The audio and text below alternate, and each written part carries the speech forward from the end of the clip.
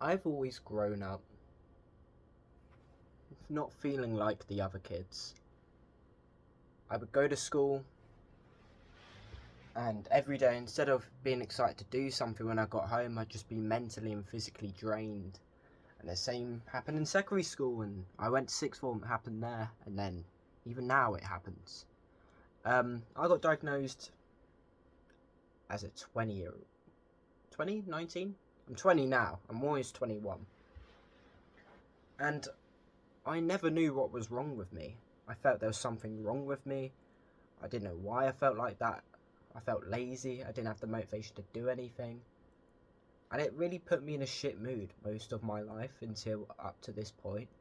Now that I can finally understand what is going on. It was after all this, I began to thought, am I going to be this way forever? Am I just going to feel like shit forever? And the harsh truth, yes, I probably would.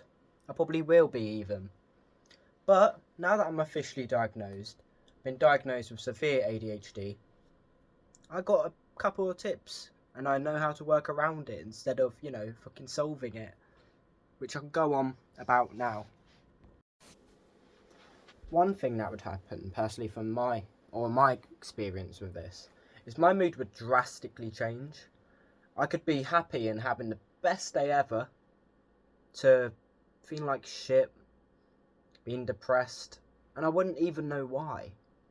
And it was obviously before I was diagnosed, this really confused me, and I felt, again, I had something wrong with me. I didn't know what to do. I'd come home, and instead of enjoying myself, doing something I enjoyed, I would just sit there and cry until the evening, go to sleep, do the exact same thing in the morning. It was shit. At the moment, my big goal for my ADHD is just trying to take better care of myself. I go to gym loads, I'm eating and drinking healthily, and I'm trying to work out my medication. So I started off on 30 mg Elvance, and it did fuck all. It would do nothing.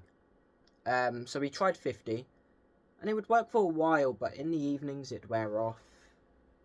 So maybe I can start taking it later.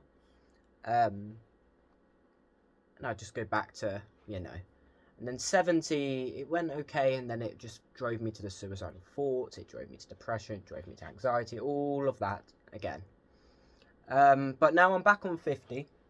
And at the minute, how long have I been back on 50? Probably just under a month. Everything seems to be going okay. So hopefully, with that one step closer to understanding something which I can use to help myself and help my ADHD. And with my clinician, I have 2 to 3 catch-up calls, about 5-10 minutes, sometimes not even that, sessions over the phone with my clinician, Luke. And yeah, he's nice. I did have a woman, I can't remember her name, but she left. But I have catch-up sessions every now and then. If I always have any questions or fears or worries, I will email them, and they're always so great at responding. So, again, another good thing. Another strange thing with my ADHD is I can get really bad, or I used to get really bad, with sleeping. I know, obviously with meds, I've struggled to sleep for the first few months while I'm getting used to it all and trying different doses and whatever. I understand that. I expected that. But I would get like really sensitive with noise, especially when I'm trying to sleep. I hear the slightest thing that no one else in my house could hear, and it would drive me insane to the point and get really fucking frustrated. And it just throw me to a fit of rage. But now I've got these lovely things. Loop earplugs, which are designed for sleeping and blocking out noise, and these have worked absolute miracles. This is one of my ADHD lifesavers, this. I love this thing. It's so fucking great. But with this, it's strange, because I can go to a concert, or I can watch a theatre show, whatever, and the noise doesn't bother me. I enjoy it. But as soon as it comes to sleeping, I'm laying there and I want to go sleep. My brain's set on sleeping. I can't do it. I can't do it. So that's the majority of what it's like, I guess.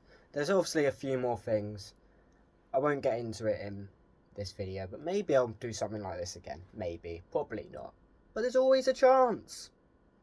So I hope if you're just newly getting diagnosed with ADHD or you're planning to, I hope this video helps you.